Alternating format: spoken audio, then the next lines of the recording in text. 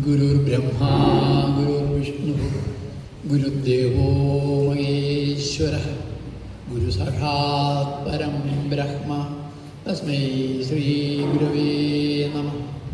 ഓം ശാന്തി ശാന്തി ശാന്തി.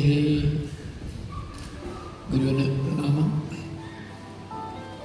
പ്രിയമുള്ളവർ, ഇന്ന് നമുക്ക് എത്രയും സന്തോഷമായ ഒരു സുദിനമാണെന്ന് പറയണ്ടല്ലോ. നമ്മളിപ്പോൾ അനുഭവിക്കുന്നത് തന്നെ നടരാജഗുരുവിൻ്റെ ജന്മദിനവും സമാധിനവും എല്ലാം കൂടി മനസ്സിൽ വെച്ചത് തന്നെയാണ്. ഗുരുവിനെക്കുറിച്ചുള്ള എല്ലാവരും ഗുരുവിനെക്കുറിച്ചുള്ള ഒരു ഓർമ്മിക്കൽ, ഒന്നുകൂടി ഓർമ്മ ഉണരൽ എന്ന് പറയാം. എപ്പോഴും ഒരു സാന്നിധ്യമുണ്ട്. ആ അനുഗ്രഹത്തിലാണ് നമ്മൾ ഇവിടെ തുടങ്ങുന്നതിനും ആരംഭം ഹോമത്തോടുകൂടിയാണല്ലോ. ഹോമം കഴിഞ്ഞ് അതിനോടനുബന്ധിച്ച് അതിനെക്കുറിച്ച് ഏതാനും വാക്കുകൾ ചുരുക്കമായി പറയണം. അതിൻ്റെ സ്വഭാവമാണ്. ഒന്ന് ലഘുവായി വിശദീകരിക്കുകയാണ് ഹോമമന്ത്രത്തെക്കുറിച്ച്. ഒരു പ്രാവശ്യമെങ്കിലും ഇത് കാണാത്തവർ ഒരാളെങ്കിലും ഉണ്ടായേക്കാം. എന്തായാലും അത് വേണം തന്നെയാണ് ഗുരു ആയ നടരാജ ഗുരുവിൻ്റെയും നിർദ്ദേശം. നമ്മൾ ഇവിടെ ഏറ്റവും പരിമിതമായ ഒരുക്കലാണ് വൈദികം എന്ന് തന്നെ പറയേണ്ടുന്ന വേദസംബന്ധിയായെന്നാണ് അർത്ഥമുള്ളത്.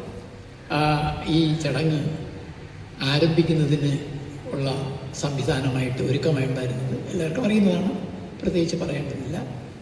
കുറച്ച് വിറകും നവധാന്യങ്ങളും എറിഞ്ഞുകൊണ്ടിരിക്കുന്ന ഒരു ഭദ്രദീപവും ഒക്കെ ഉള്ളൂ.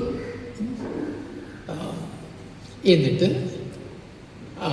നമ്മളിലുള്ള ഒരാൾ ഹോമകുണ്ഡത്തിലേക്ക് തീ പകരുകയാണ്.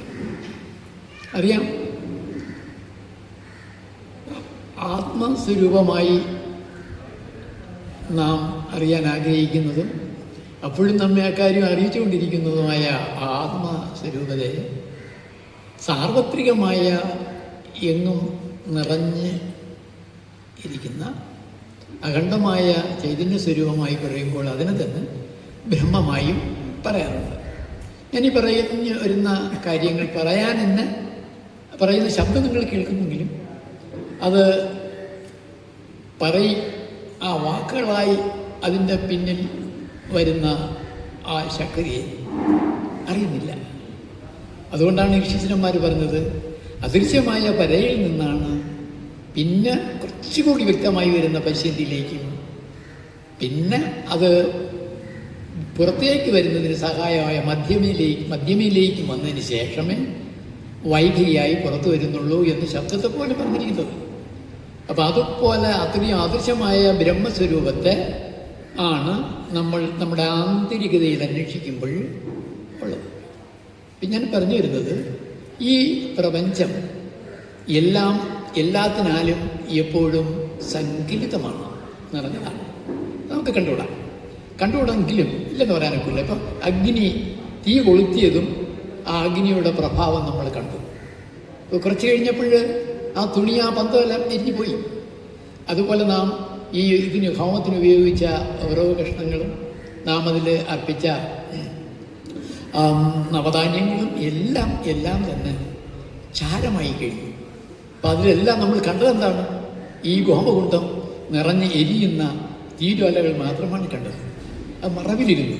അപ്പോൾ ഈ പദാർത്ഥങ്ങളിലെല്ലാം ഇരുന്നത് ആഗ്നേയമായ ഒന്നാണ് എന്നുള്ള കാര്യം നമുക്ക് പിന്നീട് നിഷേധിക്കാൻ പറ്റാത്ത സത്യമായി തീർന്നു.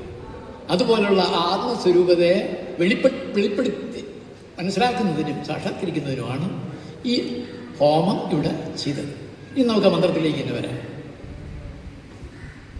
എന്നിട്ട് മന്ത്രദൃഷ്ടാവായ ഋഷി നാരായണ ഗുരു ഈ തീയെ, ഈ അഗ്നിയെ ബ്രഹ്മത്തിൻ്റെ പ്രതീകമായിട്ടാണ് കാണുകയും എഴുതുകയും ചെയ്തത് പറഞ്ഞു. അതുകൊണ്ട് പറയുന്നു, അഗ്നേതവയ തേജസ്ഥ ബ്രാഹ്മം അതസ്ഥ പ്രത്യക്ഷം ബ്രഹ്മാസി ത്വദീയ ഇന്ദ്രിയാണി മനോ ബുദ്ധിരി സപ്ത ജിഹ്വാഹ ത്വയി വിഷയ ഇതി സമിതോ ജുഹോമി അഹം ഇത്യാജ്യം ജുഹോമി ത്വം നഃ പ്രസീത പ്രസീത ശ്രേച്ച പ്രേച്ച പ്രേച്ച സ്വാഹ. ഇതാണ് ഹോമത്തിന് വെച്ച മഹാമന്ത്രം. എന്തു പറയുന്നു? ഗുരു അഗ്നിയെ കാണുന്നത് നമ്മൾ കാണുന്നത് പോലെ അല്ല. ഗുരുവിന് അഭിമുഖമായിരിക്കുന്ന ഒരു ബ്രഹ്മസ്വരൂപതയെ തന്നെയാണ് കാണുന്നത്. അങ്ങനെ കണ്ടുകൊണ്ട് അഗ്നിയുടെ മുഖത്ത് നോക്കി, അഗ്നിയെ ജ്വാല നോക്കി ഗുരു പറയാണ്, ഞങ്ങൾക്ക് 5 ഇന്ദ്രിയങ്ങൾ ഉണ്ട്. പഞ്ചേന്ദ്രിയങ്ങൾ ഈ പ്രപഞ്ചത്തെ തിരിച്ചറിയുന്നതിന് കണ്ണുകൊണ്ട് രൂപവും, കാതുകൊണ്ട് ശബ്ദവും, നാവുകൊണ്ട് രുചിയും, സ്പർശം കൊണ്ട് അമൂലാഗ്രഹം, നമുക്ക് അന്തരീക്ഷ സ്ഥിതിയുമെല്ലാം അറിയുന്നതിന് സഹായകമായ 5 ഇന്ദ്രിയങ്ങളുണ്ട്. ആ ഇന്ദ്രിയങ്ങളെ യഥോചിതം സംയോജിപ്പിച്ച് നമുക്ക് ഒരു സജീവമായ ദർപ്പണം പോലെ എല്ലാ ഇന്ദ്രിയങ്ങളിലും കൊണ്ടുവരുന്ന വിഷയങ്ങളെ സ്വീകരിച്ചുകൊണ്ട് അതിൻ്റെ ഒരു റിസൾട്ട് എന്ന പോലെ സുഖദുഃഖാദികൾ അനുഭവ വിദിതമാക്കി തീർക്കുന്ന മനസ്സും, അതുപോലെ തന്നെ എല്ലാത്തിനും ഒരു തീർപ്പ് കൽപ്പിക്കാൻ പോരുന്ന, വേണ്ടതിനെ സ്വീകരിക്കാനും വേണ്ടാത്തതിനെ തിരസ്കരിക്കുവാനും നമുക്ക് സമർത്ഥമായ ഒരു ബുദ്ധി നമ്മുടെ ഈ മനസ്സിൻ്റെ ഭാഗമായി തന്നെ സർവേശ്വരൻ നമ്മുടെ ഈ സൃഷ്ടിയിൽ വച്ചിട്ടുണ്ട്.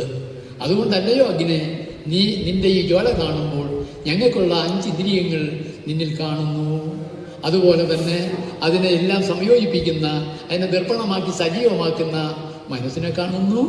പിന്നെ തീരുമാനമെടുക്കുന്ന ആ ബുദ്ധിയെയും, അല്ലയോ ബ്രഹ്മസ്വരൂപം തന്നെയായിരിക്കുന്ന അഗ്നെ നിന്നിൽ ഞങ്ങൾ കാണുന്നു. എന്നിട്ട് പറയുന്നു, അങ്ങനെ പറഞ്ഞു എരിഞ്ഞുകൊണ്ടിരിക്കും, ഇവിടെ തടഞ്ഞു പോകും. അതുകൊണ്ട് അതിന് അഗ്നിക്ക് എന്താണ്? ഇന്ധനമാണ് വേണ്ടത്.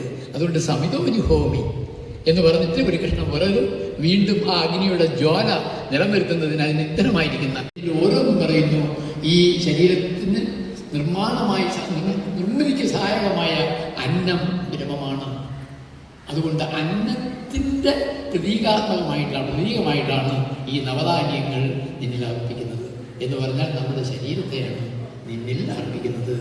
ഈ സമിത് ആയിട്ടുള്ളത് നിനക്ക് അർച്ചന മാത്രമല്ല, നീ ഉത്തരോത്തരം പ്രകാശമാനമായി ഇരിക്കുന്നതിന് ഉള്ള ഇന്ധനം കൂടിയാണ്.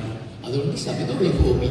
പിന്നെന്താ, നമ്മൾ ഓരോരുത്തരും നമുക്ക് ഏറ്റവും കൂടുതൽ അനുഗ്രഹമായിരിക്കുന്ന ഒരു ഭാവം, മനസ്സിൻ്റെ ഭാവം എന്ന് പറയുന്നത് ഞാൻ എന്ന് പറയുന്ന കാര്യം തന്നെയാണ് നമുക്ക് മുന്നോട്ട് പോകാനുള്ളതെങ്കിലും ഏറ്റവും വലിയ ശത്രുവായിരിക്കുന്നതും ആ അഹം തന്നെയാണ്.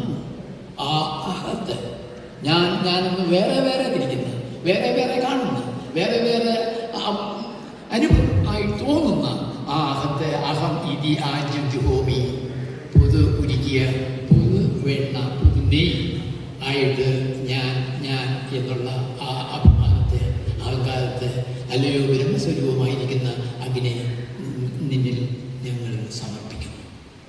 ഞങ്ങൾ സാധാരണ മനുഷ്യരാണ്, ലോകവാസികളാണ്. നമുക്ക് സുഖദുഃഖാദികളെല്ലാം ഉണ്ട്. ദുഃഖത്തെ ഒഴിവാക്കുകയും സുഖം എപ്പോഴും അനുഭവയുക്തമാക്കി തീർക്കുവാൻ വേണ്ടിയുള്ള പ്രയത്നമാണ് എപ്പോഴും നടക്കുന്നത്. സുഖത്തിനായുള്ള യത്നമാണല്ലോ എപ്പോഴും നടക്കുന്നത്. അതുപോലെ തന്നെ ഈ നമ്മുടെ ദൈനംദിന ജീവിതം അസത്യമെന്നോ കള്ളമെന്നോ വിചാരിക്കുന്നില്ല, അത് ജീവിതമായി തന്നെ അനുഭവിക്കുന്നു. അതുകൊണ്ട് അതിന് സമർത്ഥമായി വരത്തക്ക വിധത്തിൽ നീ ഞങ്ങൾക്ക് പ്രേയസ് തരണം. നീ ബ്രഹ്മസ്വരൂപമാണല്ലോ, നിന്നിൽ നിന്നല്ലേ നമുക്കെല്ലാം ലഭിക്കേണ്ടത്, ഞങ്ങൾ പോലും നിന്നിൽ നിന്നുള്ളതല്ലേ.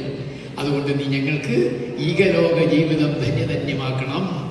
പോരാ, ആടലാങ്കടലിലൊന്നായി വീണു വലയുന്നൊക്കെ ഗുരു ഇതേ ഗുരു തന്നെ ജനനി നവരത്നമഞ്ജരിയിൽ പറയുന്നത്. അതുപോലെ പറയുന്നില്ലേ, ആദ്യത്തെ കാത്തുകൊള്ളലെന്ന് കൈവിടാതിരിക്കും ഞങ്ങളെ എന്ന് പറഞ്ഞിട്ട് നാവികൻ നീ ഭവാബ്ദിക്ക് ഒരു ആവിവൻ തോണിയായിട്ട് വരണം എന്നൊക്കെ പറയുന്നില്ലേ. അതേ ഗുരു തന്നെ ആ കാര്യം നമ്മെ ഓർമ്മിപ്പിക്കുന്നു. ഈ ബ്രഹ്മസ്വരൂപമായ അഗ്നിയോട് പറയുന്നു, നീ ഞങ്ങൾക്ക് ശ്രേയസ് തന്ന് എല്ലാത്തിൽ നിന്നുമുള്ള മോചനം, എല്ലാ കെട്ടുപാടുകളിൽ നിന്നുള്ള മോചനം തന്ന് എല്ലാവരെയും ധന്യരാക്കണം എന്നാണ്. അങ്ങനെ അവസാനത്തെ ഭാവം എങ്ങനെ പറയുന്നു? ശ്രേച്ഛ പ്രേച്ഛ പ്രേച്ഛ സ്വാഹ എന്ന് പറഞ്ഞ വൈദികമായ നിഷേധിക്കാതെയും അതിൽ സ്വീകരിക്കാവുന്ന പാരമ്പര്യത്തെ ഉൾക്കൊണ്ടുകൊണ്ടും ഉള്ള വാക്കോടുകൂടി സ്വാഹ എന്നുള്ള വാക്കോടുകൂടി ആ മന്ത്രം, മഹാമന്ത്രം അവസാനിക്കുന്നു. ഇതിലേക്കാണ് ആ ഹോമമന്ത്രത്തോട് ചേർത്ത് പറയാൻ ഉള്ളത് പറഞ്ഞു. നമുക്ക് ഈ ഭാവം ഓം പൂർണ്ണമദഃ പൂർണ്ണാത് പൂർണ്ണമുദച്യതേ പൂർണ്ണസ്യ പൂർണ്ണമാദായ പൂർണ്ണമേവാവശിഷ്യതേ.